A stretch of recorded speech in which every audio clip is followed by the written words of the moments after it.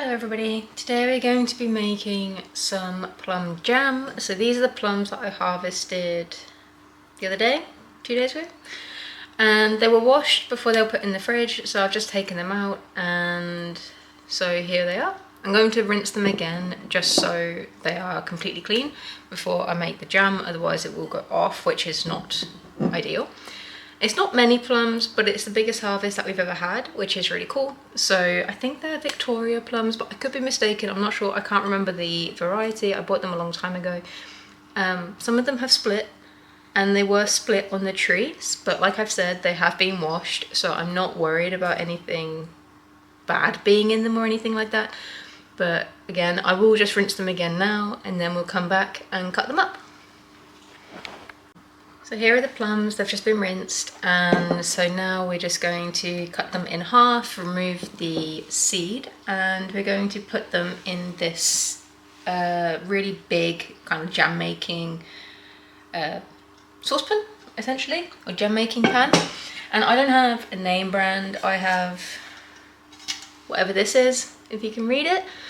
There obviously are ones that are like Kilner, but I think they're incredibly expensive for what they are. They all do the same thing, so you don't need to worry about having to get the most expensive thing. Like I said, they work the same, so it's not something to worry about.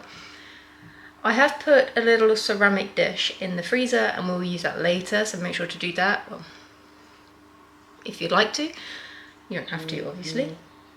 But so now we're going to start cutting them in half. Please excuse my cat, I don't know what's wrong with him. He's had food, he's been fussed, I don't know what's up with him. He's got water just there. What's the matter? Oh goodness. Let me just change his water, he's a bit picky, bless him. So I'll go give the cat some more water and I'll be back. Jerry now has water, so hopefully he's a bit more quiet now. Bless him, poor boy. And we'll go back to chopping the fruit. So here are the halves, and what we're going to do is cut them into quarters, and that is because I like jam with a bit of chunk in there. I'm not a big fan of completely smooth jam, but if you don't like chunks, cut them into eighths, so cut them in half again. Actually, what am I doing? I need to weigh them first. We're not going to put them in there straight away. We're going to put them in a different container first so we can weigh them and work out how much sugar we need. But first, we're going to cut them.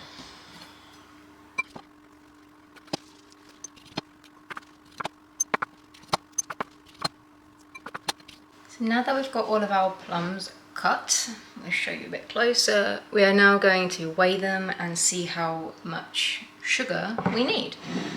So we've got this bowl and a weighing scale. I'm just going to put them in here.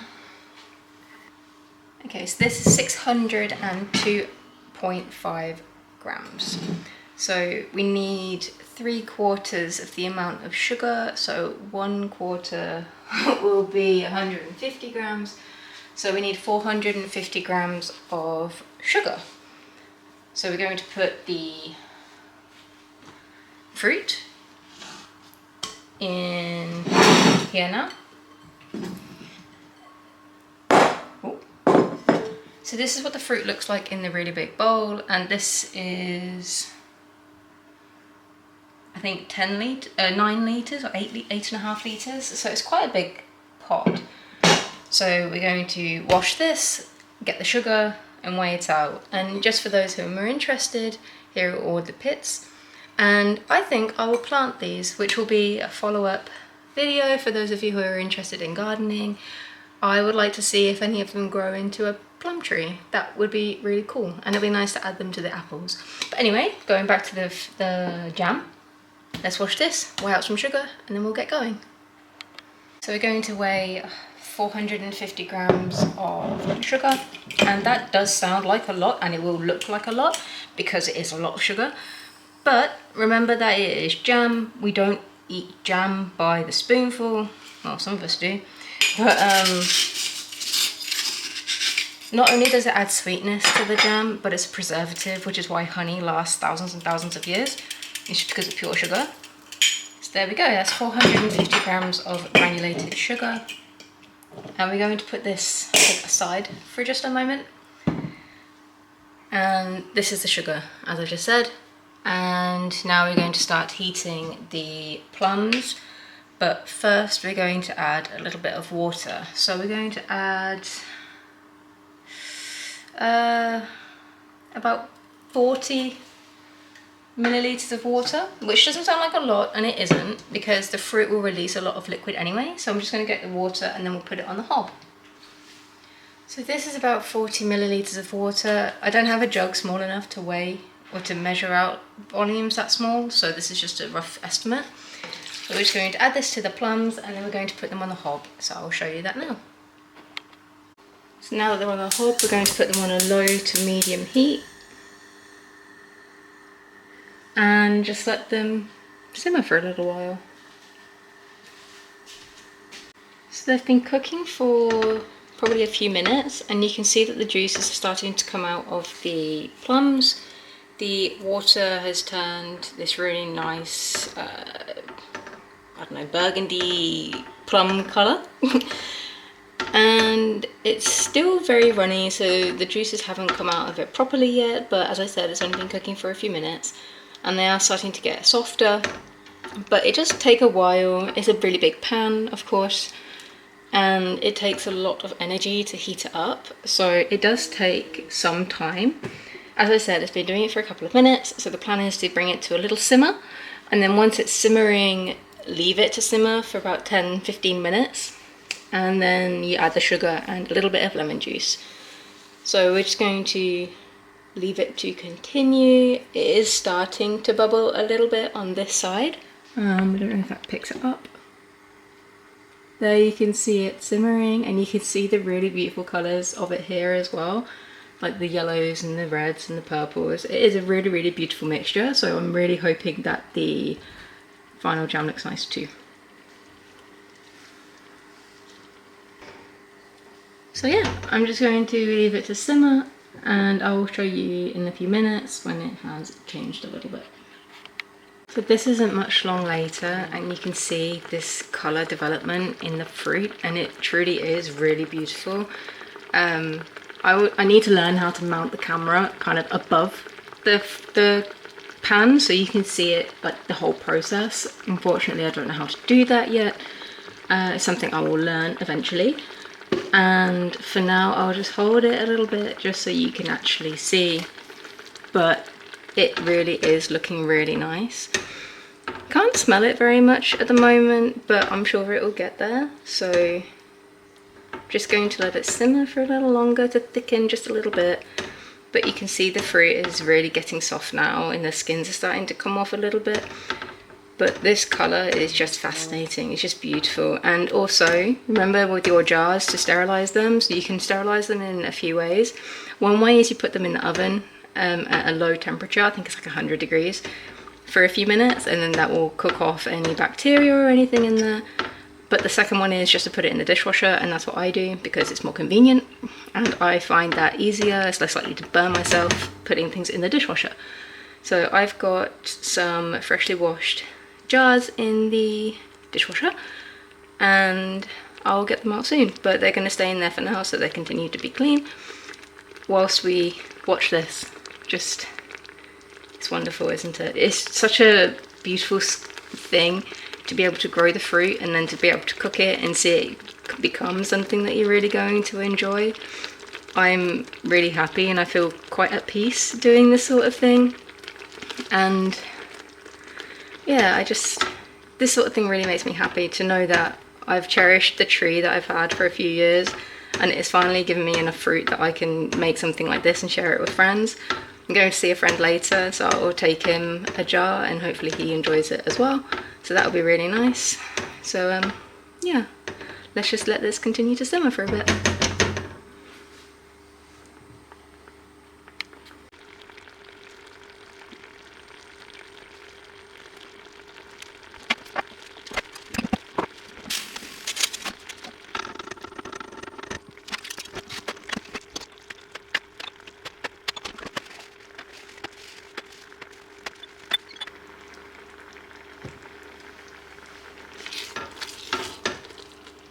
Now that this has simmered for about 15 minutes, I think it is cooked enough. So I'm now going to add the sugar and some lemon juice. So yes, we're going to add the sugar, so we're going to add all of it, which is 450 grams if I remember. And at this point you have to be quite mindful, you don't want it to burn, and because it is sugar, it very well could burn on the bottom of the pan. So you have to stir it quite frequently just so that doesn't happen, because that will ruin your jam. You don't want burnt anything in there. And we're going to add a teaspoon of lemon juice. I think that is for flavour and also just for another preservative. And just because it is such a little amount, it won't affect the flavour too much. You might get a hint of it, but not really. It might also have something to do with binding of the jam, I don't actually know, but be mindful that we're not adding any pectin. And it is pectin that actually makes jam set into that texture that you get. And there are some fruits that you need to add pectin to when you're making jam, but there are other fruits that you don't because it's naturally in the skins. It's like marmalade. When you're making marmalade, you don't need to add any pectin because it's naturally in the fruit anyway. So I'm not an expert, so please forgive me, I can't give any more information about that. But yeah, pectin makes jam set. Some fruits have it, some fruits don't. But we're just going to let this cook. And already I can feel it stuck to the bottom. It's not burnt onto the bottom, it's just because you've added sugar into a liquid and it has gone hard and it has gone to the bottom. That's all that is. So we're just going to kind of like scrape it off with the spatula. And although I'm using a silicone spatula, that is only because it is easier to clean. You can use wooden ones, whatever you've got available. I would probably stick with wood or silicone. I wouldn't use metal because it's a metal tin. So yeah, so we're just going to let this cook down. I think we're going to let it boil, and once it's boiling, it will boil for a few minutes and then it'll be done. And then we're going to put it into the jars. So yeah, just let this cook.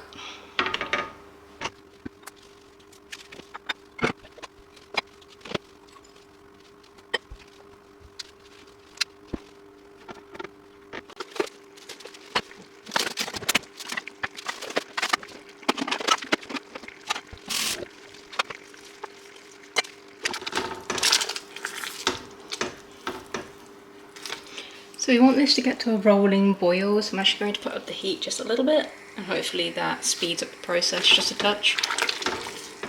But yeah, it's doing pretty well so far, and I really do like this wine colour, I think it's really nice.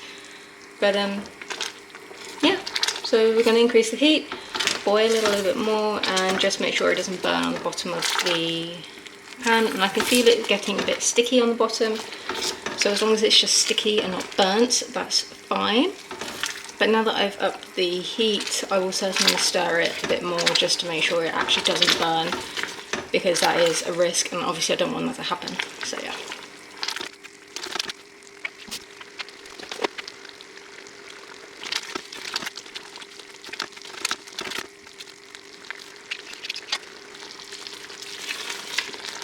So I think this has been boiling for long enough. It's been 5 minutes of a rapid boil, so now we're going to turn the heat off. And we're going to get the little jar, the little container that I put in the freezer, and we're going to test if it is going to set on that. So I will show you a bit more information about that in a second, but I'm just going to make sure that it's not stuck to anything here just for now. But that colour is beautiful, look at it, it's so deep and rich, and we've still got some chunks of fruit in there as well, which is going to be really nice. The last time I made jam, it got really hard, so when it set, but it set too hard, and it became really stringy and sticky. I don't know what happened, it just seemed like there was too much sugar in it. I'm not sure.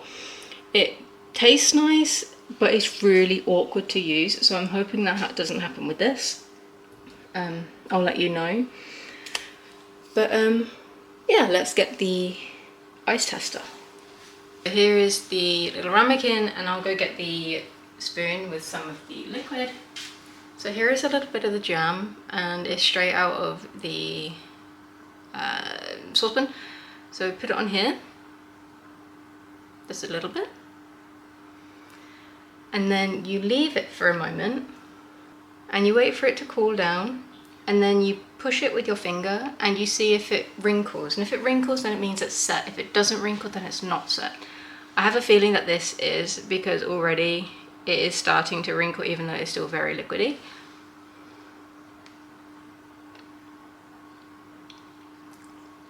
Tastes really nice.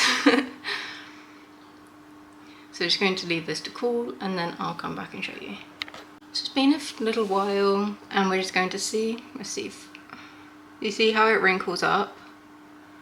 It's not very clear on the camera, but it is certainly wrinkling, and I think that's good enough, especially for the texture that I like. So it's off the heat, we're going to bring it over and then we're going to spoon it into these jars. So this is our jam, and all we're going to do is spoon it into the jars, and we've got this metal funnel, and this came in a jam set, so it is specifically designed for this because it's got a really wide hole that fits perfectly into the jars. So I'll do this one over here first so you can see. So literally what we're going to do is spoon some of the jam into the jar, and you have to leave a little bit of a space, about 1 centimeter, and then into the top so it has room to expand and it's just a bit better. And you can get toppers, or it's like paper that you put on top of your jam once you fill the jar, and that is supposed to help prevent it getting contaminated or infected with bacteria. I've never personally used anything like that, and I've never had an issue with anything going moldy. It may not be the texture that I like, but it doesn't go moldy. So that's not something that I'm going to really look into unless I wanted to like make a business of jam, which is not something that I'm thinking about. So for now, this is just all we're gonna do. So this is how much we've filled it, and oh, you can't really see. There you go. That's how much it's been filled, and so we've got a little rim on the end. So after you've got it to there, it is still quite warm because of course we've just taken it off of the heat. So when you've got enough space, these are the screw lids that I use, and the middle bit comes off. So you're just going to set the rim, top of the lid on the rim of the jar and tighten it. Oh. And you want to tighten it but not completely, so make sure it's firm but not completely solid, and then you're just going to leave it. And I never put mine in a water bath or anything like that, I just leave them and naturally they should seal. And you can tell because currently you can hear it pop, so it pops, but when it's sealed it doesn't. So you can see that in jams that you buy from the shop as well. If you buy a jar of jam from the store and when you get home it is popped, it's probably best not to use it because it means it's been opened and it's not airtight. But the heat should just do it automatically on its own, so that's not something that I need to worry about. But yeah, I'm going to fill up the rest and I'll show you how I end up, or show you what I end up with at the end. So let's go and do that.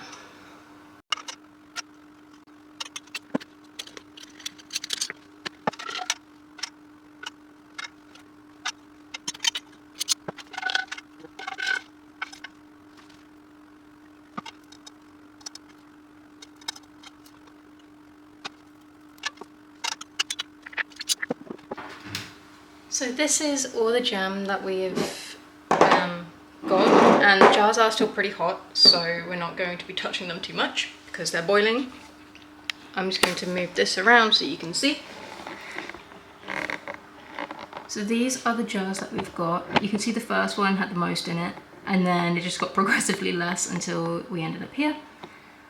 And they're pretty good if you ask me. The colour looks fantastic, and I'm just hoping that they stay that jam texture that we're all used to, where it's really easily spoonable and easy to use.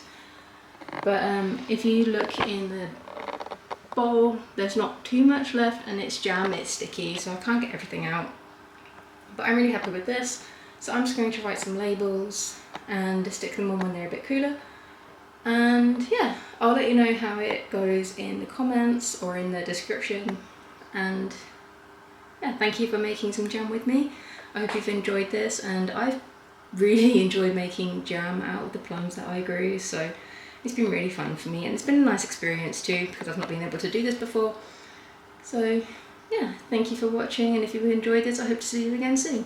So yeah, see you in the next one. Bye guys. Just as an update, it's a few hours later. This one has popped, so it's sealed. This one hasn't, neither is this one, but this one has. So these two could potentially be because it wasn't full enough. So next time I'll fill them up to about this level where this one is, and they've got the labels on, so I'll give my friend this one because it's sealed and he can tell me how he finds it. But yeah, just thought I'd give you this little update, and yeah, I'll let you know how it tastes.